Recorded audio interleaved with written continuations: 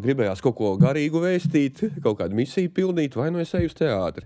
Ļoti labi, viss ej tālāk darbojies. Nu, es tā arī tur kaut kā plūdu uz priekšu un meklēju kaut kādu savu vietu tajā visā, un pietiekami naivs es biju, es nācu arī tomēr no provinces.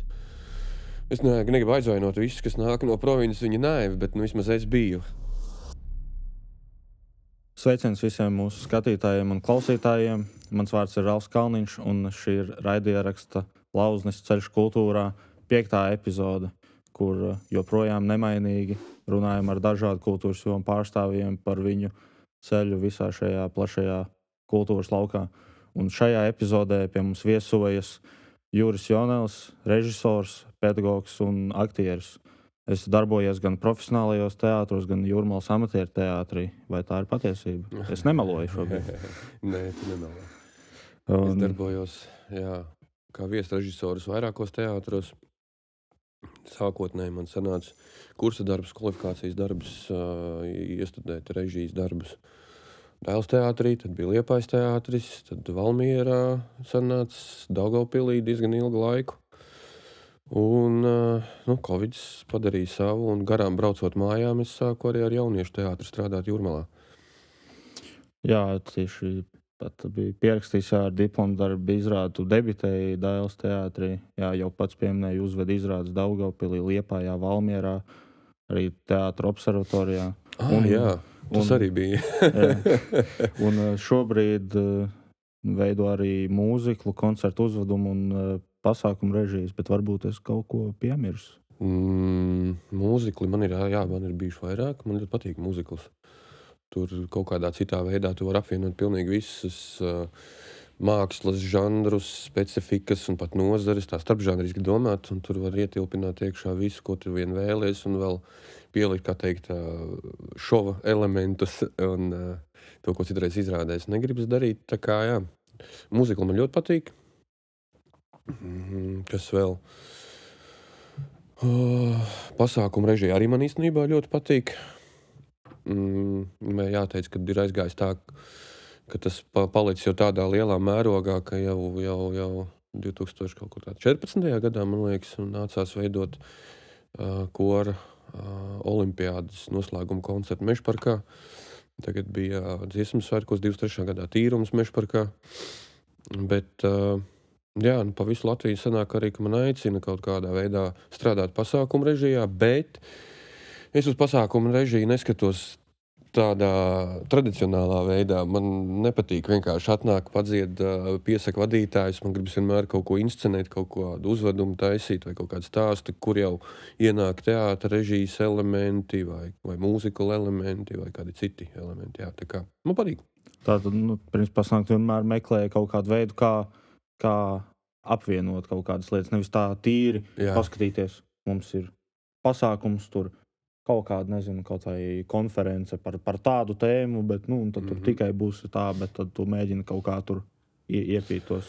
Jā, protams, ka mēs varam runāt, ka jebkas skatuves mākslā ir arī izklaidējoša funkcija. Kaut vai tas pats, ka tu aizies uz teātri, vai tu paskaties kino vai kaut ko tādu. Man interesē arī tās pārējās funkcijas, ne tikai tā imersivitāte vai socializēšanās funkcija, bet īstenībā arī diezgan liela loma. Man patīk meklēt mākslas ceļu katrā kaut kādā tādā notikumā, kur šķietam varētu teikt, tā ir čata saruna, bet atrast viņā kaut kādu tādu lielāku virsvērtību. Un tāpēc man patīk tur eksperimentēt, mazliet dažus paraustīt aiz ūsām, paprovicēt, bet tas tādā labā nolūkā ar cieņu. Interesanti arī, ka tu piemini šos mākslas ceļu meklējumus, jo mēs radām šo raidījumu ierakstu sēriju ar mērķi noskaidrot vairāk un popularizēt, parādīt cilvēkiem, kādus ceļus izvēlas un iet dažādi tieši jomu pārstāvi tādā, varbūt, teiksim, karjeras nozīmē. Un, tad, lai tā nedaudz, varētu teikt, iesildītos, vēlos tev pavaicāt, kas ir tāda pēdējā lieta vai kaut kāds projektiņš, ko tu esi realizējis, paveicis, un tev ir tāda gandarījuma sajūta par to?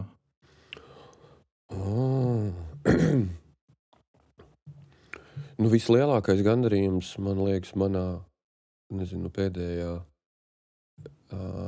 cik gadē, es nezinu, 2018. gadā es biju kā mākslinieckais vadītājs, viens no 2 režisoriem, lielu izrādēji arēnā Rīga abas malas, kas priekš Latvijas tas bija kaut kas tāds ļoti izaicinošs un mums ļoti sirdī tūs. Komanda strādāja ar 300% atdevi no 100. Pēc tam to varēja vēl 3 gadus just, kad tas ir iztērēts, bet tas bija tāds lielākais. Un tagad pēc tā gan tas tīrums, bet īstenībā šīs sezonas tāds ļoti, ļoti tuvs darbiņš, gan tematiski, gan tajā skatuves risinājumā bija tepat Tabaks fabrikā, kamēr Dēls teātris renovēja mazo zāli, mums bija koncerta izrāde, Kodienis, pēc Bukovska dzējas motīviem. Tas man liekas ļoti, ļoti man tuvs, patīkams. Varbūt, tā kā es neesmu tāds teātra un tāds skatuves mākslas eksperts, tu pasaki vārdu koncerta izrāde. Mēs zinām, ka ir mūzikls un tāds varbūt ir kaut kā, varbūt kaut kāda tieši tā atšķirība, kas tad sadala šos te... Jā, es saprotu tavu jautājumu, un saprotu arī tavu apmulsumu, jo tā nav bieži tādā ziņā nav bieži izmantots teātrī tāds žanrs kā koncerta izrāde. Tā tāda retāka parādība. Bet koncerts ir skaidrs, kas ir koncerts, un skaidrs, kas ir izrāde. Un tad, ja to saliek kopā, tad viņiem jābūt ir vienādās proporcijās, lai būtu elementi gan no viena, gan no otra. Bet mūzikls tas ir pilnīgi cits virziens, tur aktieriem arī ir citas skatuviskās darbības ar dēju kustību, viņam jābūt tā kā multimāksliniekam, jāspēj pilnīgi viss arī vokāli noturēt un psiholoģiski to izdarīt, bet šī gadījumā izrāde tomēr ir kaut kādu lielāku, neteikšu dziļāku, bet lielāku psiholoģisko slodzi, stāstu, dramaturģiju, un tāpat laikā atrast to vietu, jo tā ir dzejs, pamatā forma, ir jāatrod vietu, kur šo dzēju atnest līdz skatītājiem, lai uzturt viņas tiešām lielo jēgu, būtību. Un Bukovskis, man liekas, ir ģēnijs tādā ziņā. Viņš ir ļoti arī jauneklīgs un atgādina man kaut kādus studiju laikus. Visi pasauli viņu zina kā tādu, kas bez... kas nevar saprast, vai viņš dzejo tad, kad viņš dzer alu vai otrādi. Viņš dzejo, lai dzertu alu. Tu nesaproti, bet tas ir tādā ziņā popularitātes ziņā, bet man liekas, ka tu ieskatās dziļāk. Tā dzēja viņam ir ļoti, pat tādām dziļām ielas tēmām, kur viņš kaut kādā ziņā ieskatās mūsu tādos dziļos kambaros par to, ko citi negrib runāt, viņš tā ar humoru pasaka. Viņam pat uz kapakmens ir rakstīts "Don't try". To viņš pats pateica, ka to vajag uzlikt. Tā, tas jau ir kaut ko parāda, viņa ironija vai humoru. Jā, tas ir, tiešām arī interesanti. Man pašam tagad jāpavēro, es domāju, ir vērts kaut vai katram pašam tādai izpratnei tagad tiešām jāpieminē to koncertu izrādi un mūzikls tiešām tā kā jāpamēģina ir apmeklēt un tā kā varbūt ieraudzīt tās atšķirības no tādas puses. Bet tagad es vēlos pievērsties tā kā tam stāstam no sākuma, uzburt tādu stāstu, kas, tev jau tu kā režisors to dari tā kā katru dienu, principā saskaries ar to.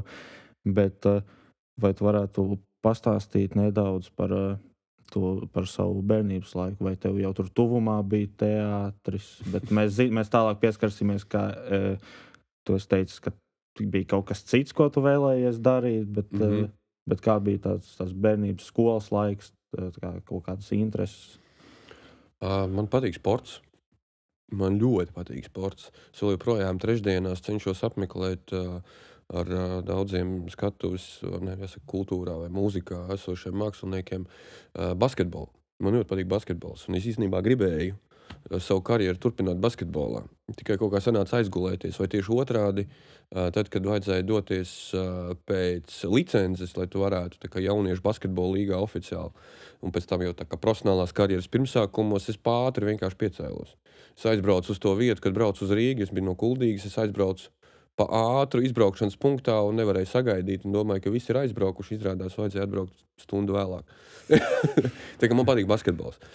Bet vēl ko es darīju, tad, kad skolā gāju, Kuldīgā atvērās tāds aerobikas klubs, koridors, un tur uzņēma gan breakdance, tad parādījās Latvijā, un likās, tas ir nenormāli aktuāli.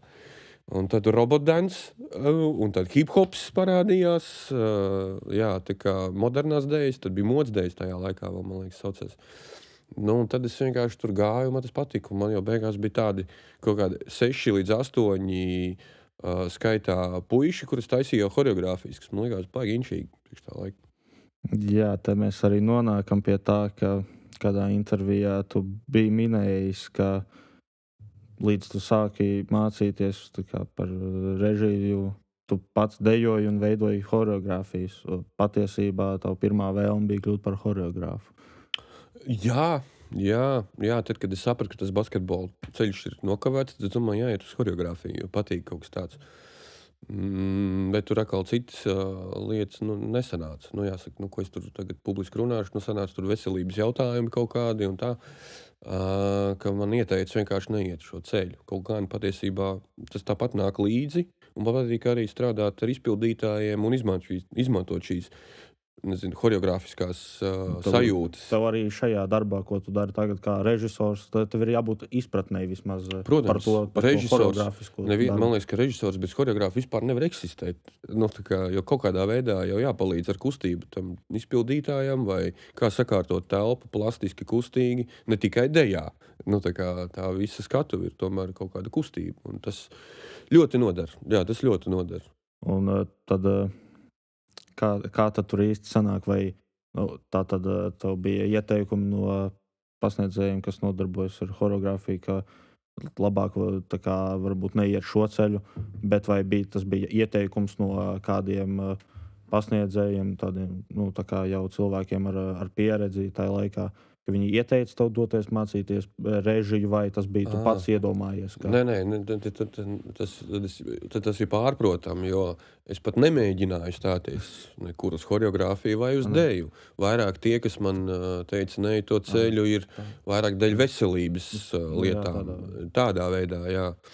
Jo, jā, es pat nemēģināju. Tas izklausās, ka vienkārši man pateica, ka tas tev nesanāk. Tā kā atšuvīt. Atšuvīt, tāpēc, ka tu nemāki dziedāt, labāk nedzied. Ja?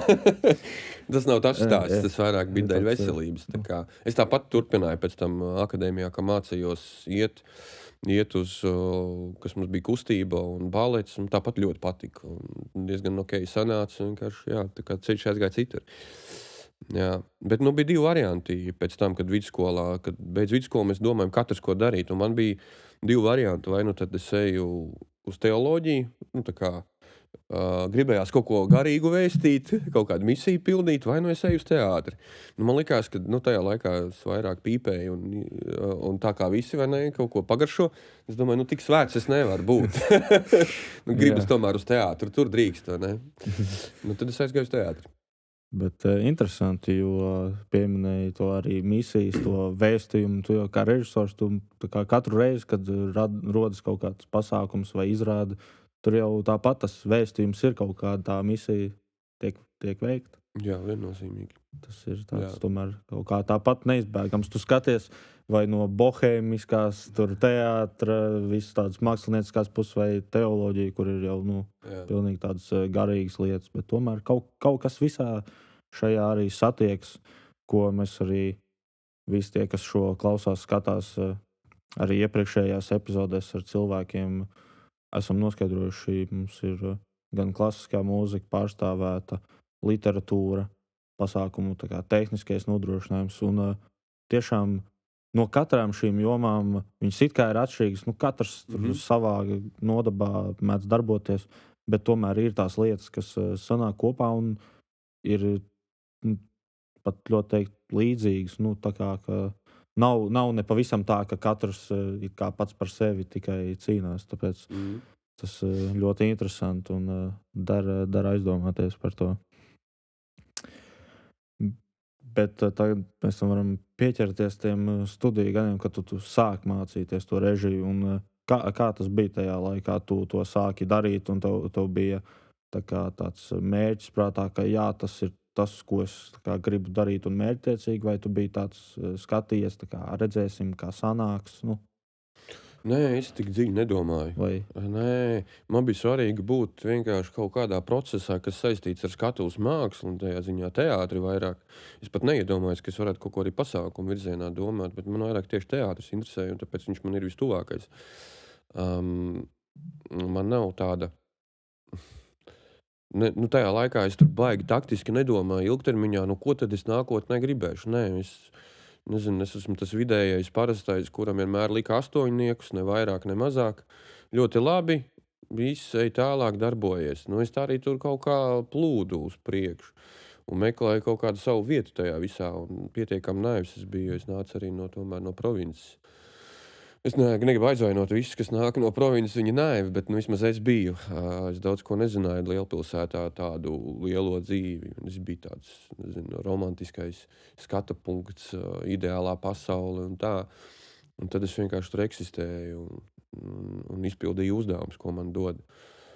Jā, tā kā es nezināju, kur es aiziešu, tāpēc mūs audzināja gan kā režisors, gan kā aktierus. bet tā tad, principā, tāds svarīgākais, pie kā mēs varam pieturēties, ka tev bija svarīgi tajā laikā būt procesā, darīt, nodarboties ar to, būt iekšā. Jā, man liekas, ka process šobrīd ir, nevis šobrīd, bet visu laiku teātrī ir tā galvenā atslēga. Jo, ja mēs atkal filozofiski skatāmies, laime, tas ir process, tas nav stāvoklis. Tā, kad tu visu laiku esi tajā procesā, tu saņem to kaut kādu vajadzīgo dozu, lai turpinātu, jā.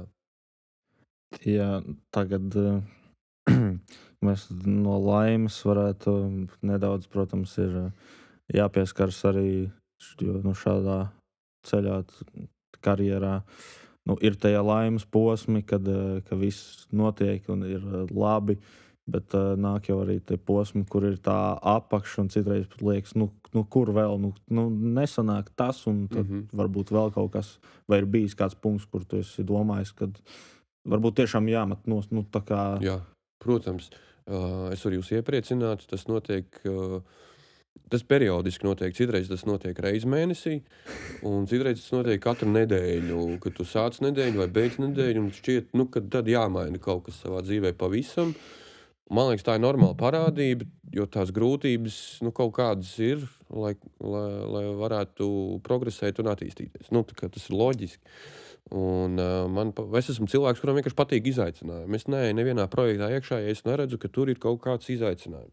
Ja tur ir pārāk viegli, man gribas kaut ko sarežģīt.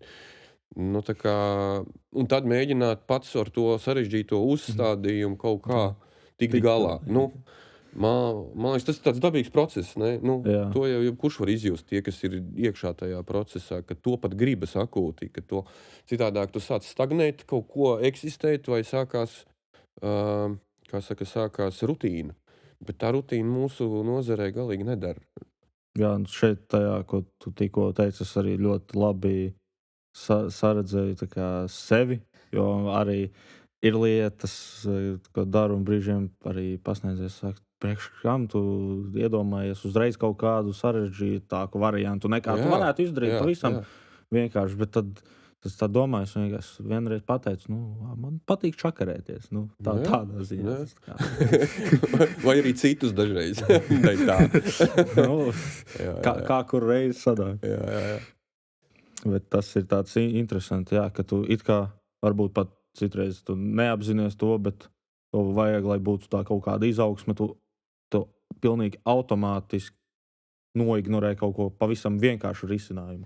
Bet varbūt tā ir kaut kāda, cilvēka daba mēģināt visu sarežģīt. Domāju, procentuāli lielākai cilvēku daļai var būt iespējams, vai tieši mazākai.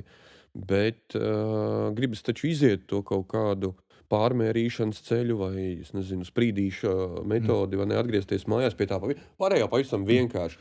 Bet gribas ar to atgriešanos mājās kad dabūtu to sajūtu, ka es esmu izmeklējis, nezinu, visus skata punktus, es esmu izmeklējis, izpētījis visus ceļus, kā tas varētu, un tad tu nāc ar citu pārliecību.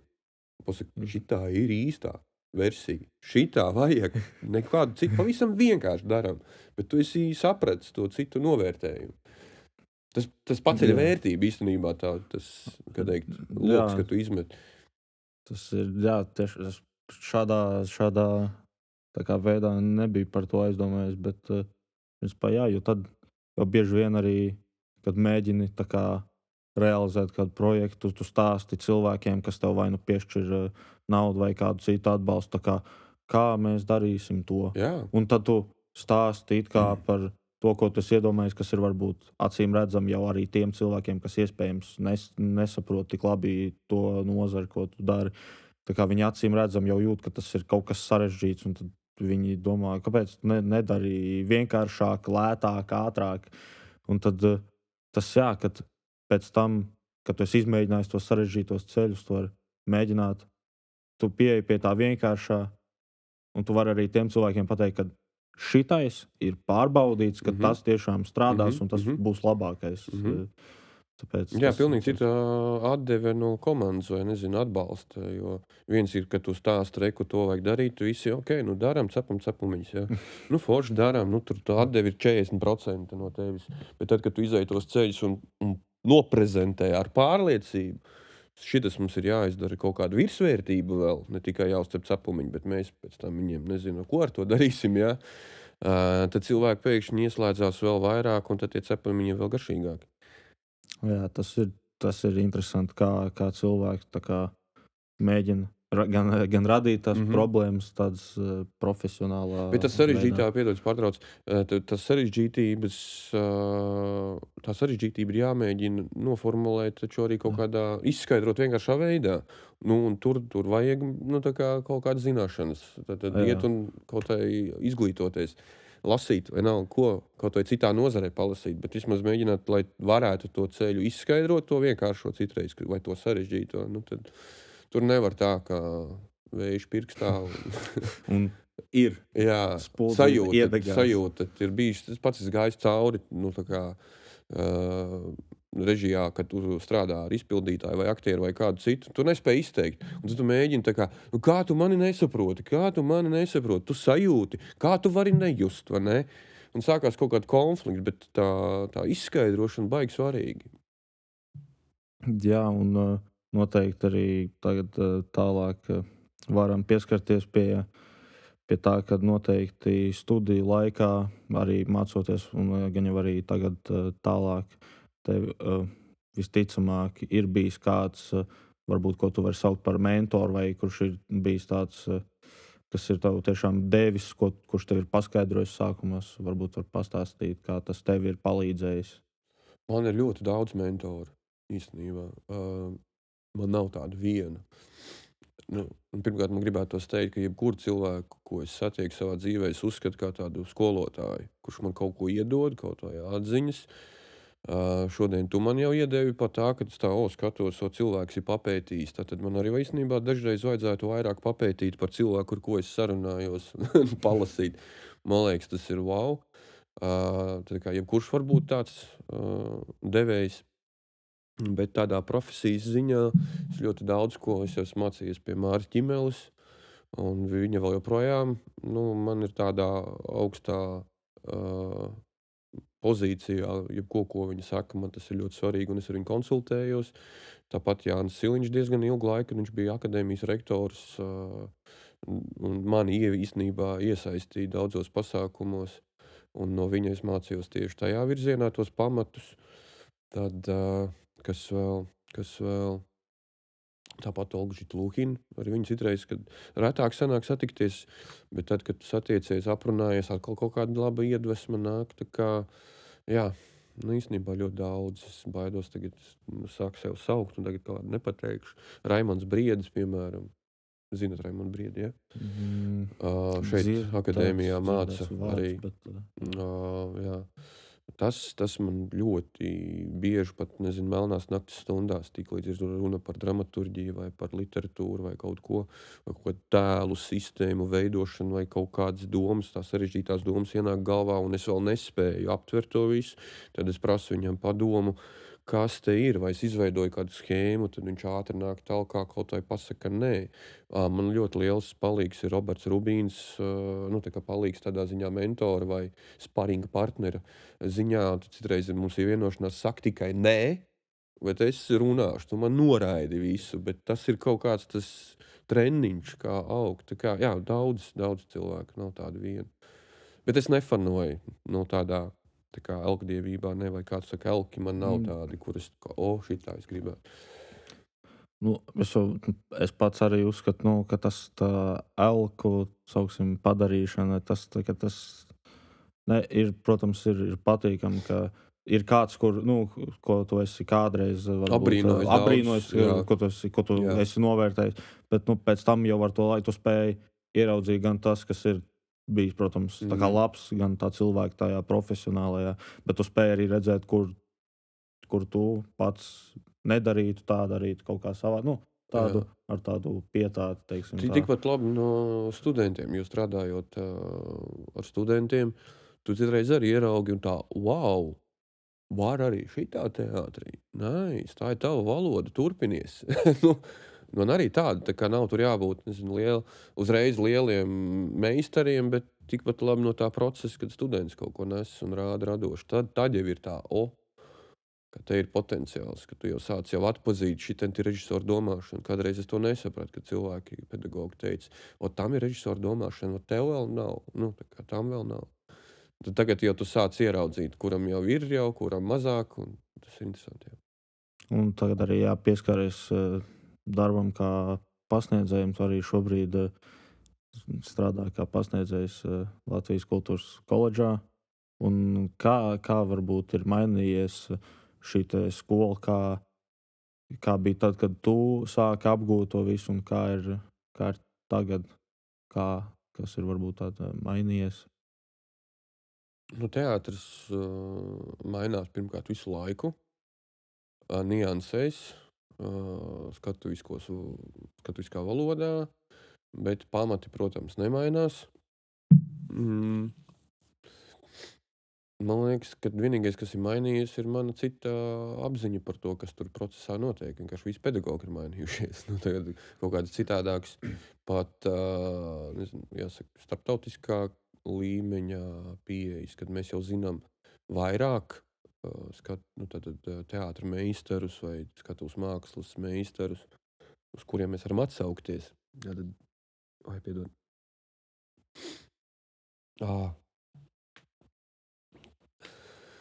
Skatuves mākslas meistari pirmkārt ir jau kanoniski, kas ir jāzina. Man liekas, ka tā pieejamība mums ir. Un tāda rodas tas izskaidrošanas, ka katrs students, tāpat kā es mācoties, nevarēja identificēties ar to tradicionālo veidu, ko pamatā māca visus 4 gadus, bet pēkšņi 4. gadā ienāk citas formas un saprot, šis man ir tuvāks. Līdzīgi tas, man liekas, ir tā kā mainījies koledžā, ka nav, ir tas pamats, bet uzreiz tu vari atrast, jau iepazīt vairākus tos skatuves valodas veidus. Un katrs jau var atrast, nevis, ka tu kaut ko nespēji vienā, un tāpēc tu sevi slikts. Jā, slikti, tu sevi grauz, vai ne? Pats pietiek ar to, ka tu pats jau ēdi sev ārā, bet tu pēkšņi ieraugi, reku, man tur meistars no Čehijas atbrauc, viņš šitas ir tas, ko es gribu turpināt. Man liekas, tas ir forši. Kas ir tā kā, pirmais, kas nāk prātā. Tātad, principā, mēs varam šo tā kā salikt tā, ka tās informācijas, tādas pieejamības iespējas, kādas bija vēl šī gadsimta pašā sākumā, tā informācija, principā, ir tas, kas palīdz tā kā veicināt to attīstību. Jā, jo parasti jau kaut kādas sajūtas vai domas vai vīzijas galvā ir iestājoties, un es studentam. Bija viens teiciens, ja tev nav ideja, tad nestājies, jo tev var palīdzēt rast idejas, bet primāri gribētos fokusēties uz to, kā tavas idejas palīdzēt realizēt. Tad kaut kādas amata prasmes iedot. Tā kā man liekas, ka jā, tādā ziņā tā informācijas pieejamība, mēģināt atrast to valodu, kas ir tev tuvāka, nu tas ir, jā, bet tas arī ir praktiski svarīgi. Un tagad, vai šo gadu laikā, kamēr tu darbojies gan tīri profesionāli kā režisors, gan arī kā pasniedzējs, vai tev ir kaut kādas tādas atziņas, kuras tev palīdzējušas vai radušās gan tādā tieši režisēšanas laikā un varbūt darbā arī ar studentiem? Jā, noteikti, ka ir. Noteikti, Kaut ka viņas kā. ir vairāk nekā viena un vairāk nekā es tagad spēšu noķert, man liekas, lai tev kādu konkrētu izstāstītu. Bet ir ļoti daudz. Visticamāk, arī kaut kādā ziņā neapzināti tas ietekmē viens otru, lai arī es tā kā nepiesēžos pie galda un neuzrakstu, ka šitā ir šīs dienas atziņa, bet viņas ir noteikti daudz, man viņas ir daudz. Es pat telefonā rakstu citātus, domas, atziņas. Es rakstu priekš sevis, lai kaut ko vērtīgi nepazaudētu, bet ļoti daudz aiziet noteikti neapzināti. Tā ķīmija, kaut kāda alķīmija vai kas tas tāds ir, ka tu tur procesē, un tad rodas, jā, man liekas, baigi daudz. Bet skaidrs, ka laikam ejot mainās katrs studentu kurs, kas ienāk, viņu atkal ir citādāk, un tas atkal ir tas process. Tu nevari atkārtoties. Uzdevumi var būt līdzīgi, bet atkārtošanās nav iespējama, un tā atkal ir tā dzīvās mākslas maģija. Jā, tu pieminēji to, ka daudz kas pāriet, daudz šīs domas, atziņas pāriet tādā līmenī, ka tu to pat nepiefiksē, bet tikko es iedomājos, jo pats arī veidojot šo raidījumu, sarunas ar tik daudziem cilvēkiem, un man šķiet, ka es pat tikos priekš sevis vismaz noteikti, un ceru, ka arī tie, kas klausās, skatās, un varbūt arī tu varētu piekrist tam, ka tas varbūt pat ietekmē uz tādu tavu domu gājienu. Tu to nepiefiksē kā tādu, varbūt teikumu, divus, kā tādu atziņu, bet tas uzreiz tev ieiet zemapziņā, tavā kaut kādā domā, kā tu uzreiz to pielieto tavā domu gājienā. Jā, un kaut kādā brīdī, tad, kad būs tiešām nepieciešams, tev būs, šitā vajag darīt. Jo tu esi runājis ar daudziem cilvēkiem, un par to vajadzētu iedot arī kaut kādu certifikātu, visticamāk, vai ne? Jo tas ir kaut kāds lekciju kurss reizē, tikai praktiskā veidā, kas ir varbūt arī interesanti, vai ne? Tu tā kā apskaties no visām sfērām un visu, un tu jau esi kompetents cilvēks kaut kādā virzienā, kurš, krīzes situācija vai, piemēram, nezinu, ilgtermiņa situācija, kā noturēt, vai ne, lidmašīnu gaisā, tu zinās, ko darīt. Jā. No visiem aspektiem, jo, piemēram, režīm man arī tāpēc patīk. Man patīk arī tehniski domāt. Jā, tu esi spiests sadarboties no visām pusēm, aptvert to un uzbūvēt to māju. Redzēt cauri tam mikrofonam, no kā viņš sastāv, kāds vadiņš, kurš tur kur sēž, kā pieregulē un kā tehniski tos sagatavot. Jā. Tam arī jāiet cauri. Un to labāk izdarīt ātrāk, kamēr vēl mācās iesaistīties visur. Kaut vai mazgāt grīdas. Vēl joprojām nāks to darīt profesijā. Tā kā vajag darīt visu, tad tu tā vari aptvert to lauku. Un arī tagad jau tuvojoties noslēgumam, vēlos to pavaicāt, kas ir varbūt tavs kāds nākošais mērķis vai kaut kāds projekts, pie kā tu strādā, kas tāds lielāks, izaicinošāks. Ja tu vari tā publiski teikt.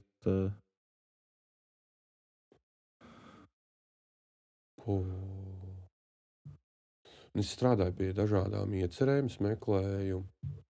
Man ir viens students,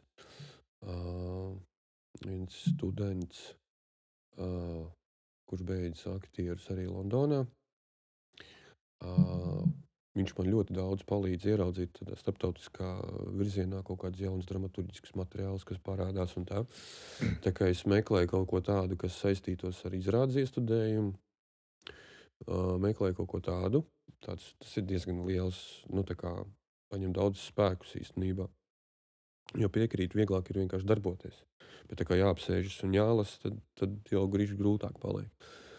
Tā kā tie meklējumi ceļi, tur tagad daudz iet. Tuvākais man ir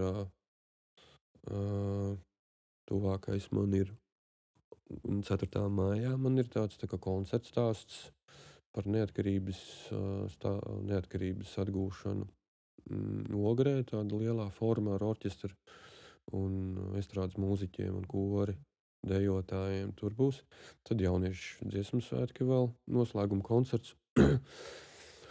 Nu, tā uz priekšu. Nākamgad jau ir atkal Mežparkā iespējams, mēs nevis iespējams, bet strādājam pie lielizrādes Mežparkā ar tādu mistērisku pieeju, kas būtu Rīgas pilsētas svētki, atkal izrādes virzienā, domājot, ne tikai koncerts. Jā. No tā, tā uz priekšu, es nezinu, tādu. Man viss vienlaicīgi liekas svarīgs, tad, kad es kaut kur pieķeros un atdalīt lielāku formu vai mazāku formu, tas tā kā arī Jūrmālas jauniešu teātra, piemēram, mēs taisam jau tagad Dzejas mītu, kur pati viena grupa jau pieteicās, redzot to, ko mēs darām, viņi pieteica, mēs dzīvojā, gribam ar jums spēlēt šajā izrādē, atkal kaut kāds mistisks stāsts, pavērsiens, jā, nu tā kā, ja nav lielu mazu darbiņu, man liekas, tā pieeja ir tāda. Šis ir foršs process. Tad mēs varam arī paņemt to, kad man pašam arī tā šķiet, ka ja kaut kur dara, pieķerās, ja piekrīt kaut kādam projektam sadarboties, tad tas viss, principā ir tāda prioritāte. To nevar tā, tā, kaut ko, pa bišķiņam. Jā, tas ir tā kā. Nē, bet tā jau arī visticamāk ir arī pārējie ar tev vairāk vai citiem cilvēkiem gribēs strādāt, ja tu kaut vai nāc kā brīvprātīgais, bet no tevis ir jēga. Protams. Nevis tu atnāc un parazitē. Bet citreiz vajag noteikti arī tā. Tāpēc ir ēnu dienas, vai ne? Nāciet uz ēnu dienu, sekojiet un no jums neko neprasa. Jā. Bet tā tad, principā, tuvākais mums būs tāda, koncerta, tāda pasākuma, un tad arī taps jau nākotnē vairāk tādas izrādes formas. Jā. Tā ir. Ko? Noslēgumā es, protams, vēlos pateikties tev, Juri, ka tu piekriti ierasties un padalījies ar savu pieredzi no visu šīs teātru pasākumu režisēšanas puses. Paldies. Un es visu mūsu komandas vārdā vēlos arī pateikties Latvijas Kultūras akadēmijai un Nacionālajai filmu skolai, arī Latvijas Kultūras akadēmijas Latvijas Kultūras koledžai un mūsu atbalstītājiem kompānijai Magic Nebula. Tiekamies nākamajās epizodēs.